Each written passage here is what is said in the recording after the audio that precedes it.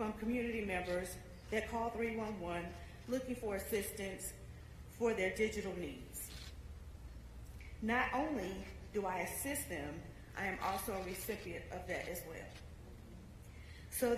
So when assisting customers, thank you.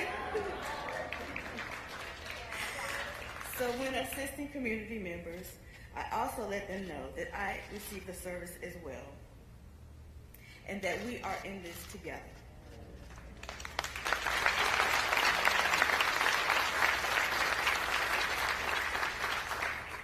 Being able to receive the ACP benefit has allowed me to work from home like a lot of us do. It's also allowed me to pay my bills, go to school, online banking, and to have video conferencing with family and friends.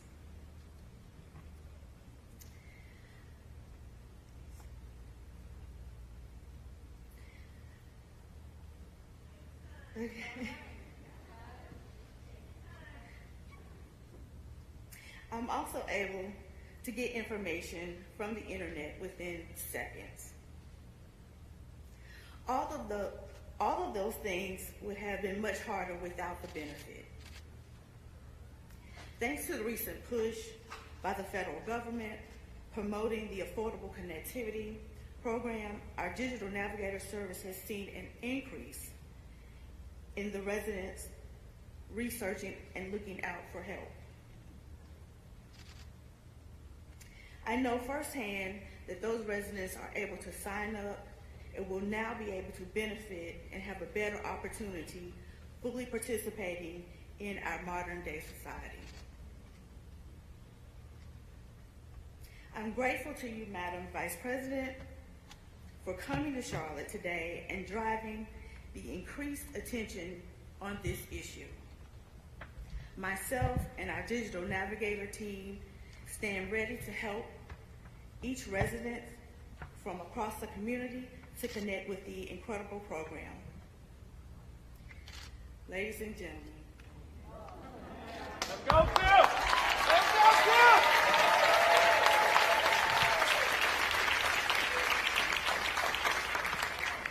It is now my pleasure to present to you Vice President of the United States, Kamala Harris.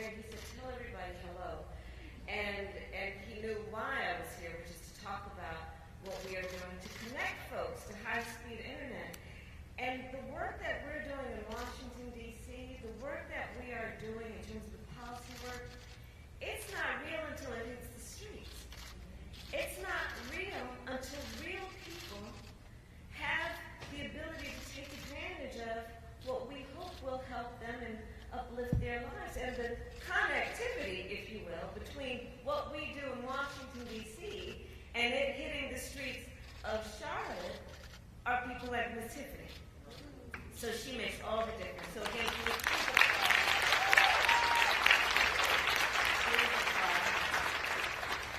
and before I begin, I do want to speak about our incredible president, Joe Biden. This morning, he and I spoke by phone. He is in good spirits. He is feeling well. He is doing well. He is fully vaccinated and twice boosted, and of course he is. And as everyone who would encourage who was eligible would do the same. And he is working through the White House residence. And when we spoke, he was very pleased, as I said, that we were all here together today, talking about the work our administration is doing,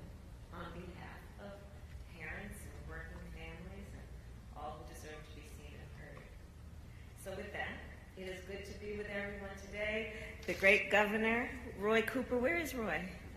He was here earlier. He's been with me all out. He's been with me all morning, met me on the tarmac. And I have to tell you, Roy Cooper is extraordinary because there's so much about we are doing that is about getting these resources to folks. But we cannot do it if there's not a governor in place who takes seriously the importance of the partnership to make sure that they don't let anything get in the way of the services and resources getting to the people of the state. So I really do thank Governor Roy Cooper for all that he has done. If we could applaud him, please.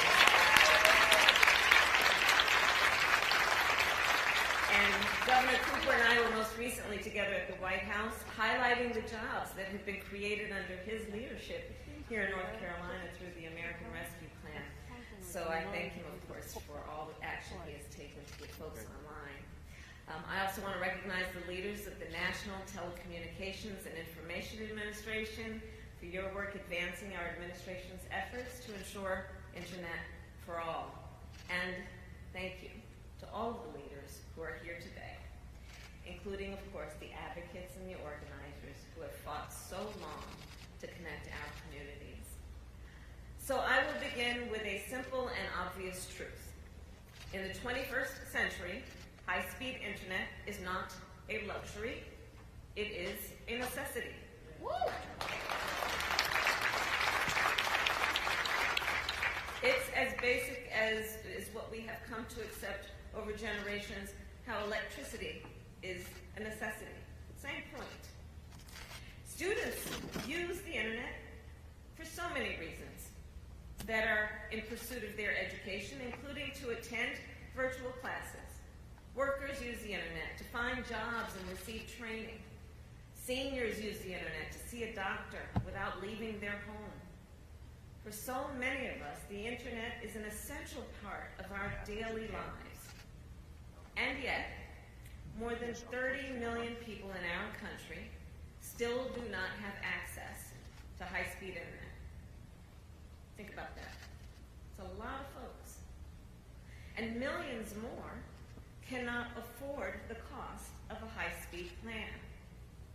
Every person in our nation, no matter how much they earn, should be able to afford a high-speed Internet plan. So last year, our administration invested $65 billion through the bipartisan infrastructure law to help connect every household in our country with affordable high-speed Internet, and to lower monthly Internet bills for tens of Americans through an initiative that we're here to talk about today called the Affordable Connectivity Program.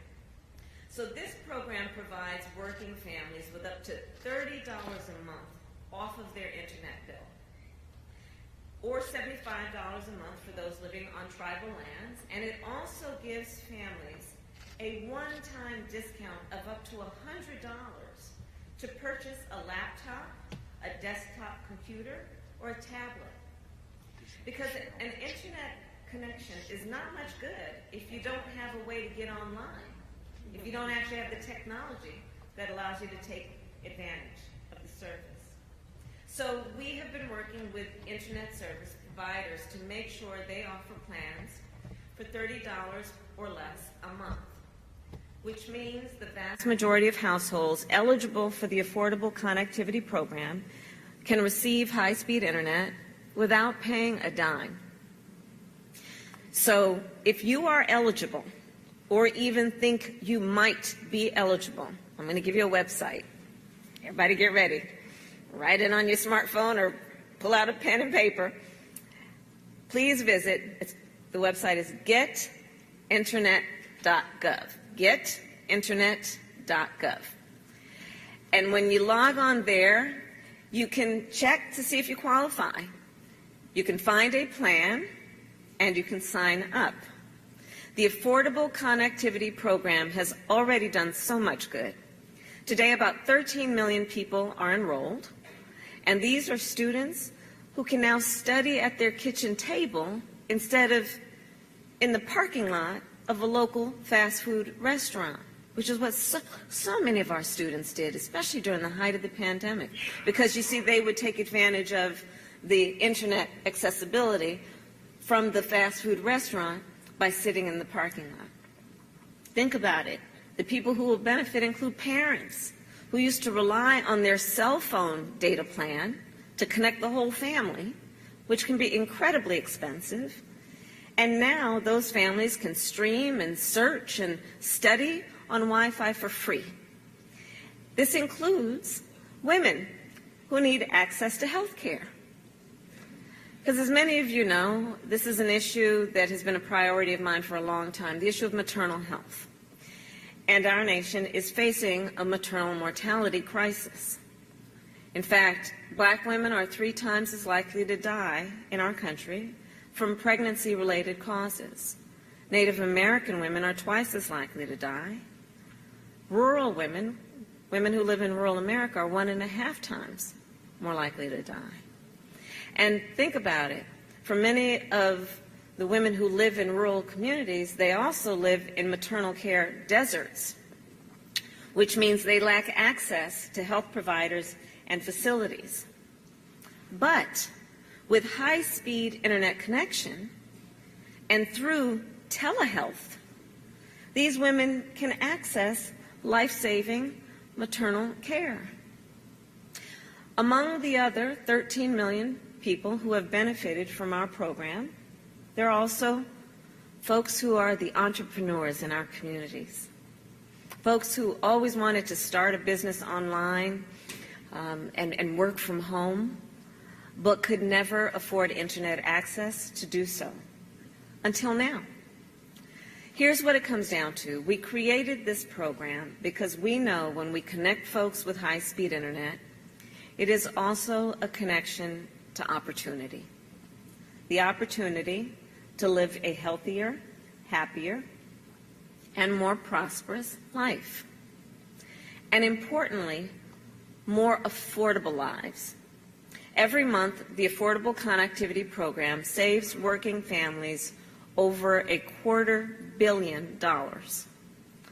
And it is important for so many reasons, including our larger fight to make sure that we do everything, and the President and I feel very strongly about this, to bring down the costs for lower the costs for working families. So we expanded the child tax credit, which lifted millions of children out of poverty last year. And we passed a tax cut to give parents up to $8,000 for child care, so they will have more room in their pockets to buy food and medication and school supplies for their children. And we are fighting to pass legislation to lower the price of prescription drugs and health care and child care and so much more. Today we are in Charlotte because we need your help. We know that when we hold events like this, more people sign up. But it takes the support of leaders like you in this room to sustain that momentum. So we need your help, and that's why I'm here, to ask you, like Miss Tiffany, we're going to look at her as a role model for this, to help us spread the word. Think about it. Talk to everybody who comes over for Sunday dinner, at Little League games, at work, at school, in your neighborhood. Talk with folks about what is available to them that they may not otherwise know, but can be a huge help for everything that is about their daily lives and obligations. And we need community and faith-based organizations to help people fill out their applications. There is an application. It's not too detailed. It's not too complicated, but folks might need an extra hand. So please offer to help them fill out the application as well. And we need state and local governments to drive enrollment every way they know how. I know that Governor Cooper is already hard at work on this front. The partnership between the leaders here today is essential. So again, I'm here to ask you to help spread the word, to let people know what is available to them. And like Tiffany's story, when we see people take advantage of it, we see so much good that is not only about that individual, but truly is about their family and the community as a whole. So thank you, all of you, for all that you have done to help connect the people of our nation with a better future. And I look forward to seeing you all again soon. God bless you, and God bless the United States of America. Thank you.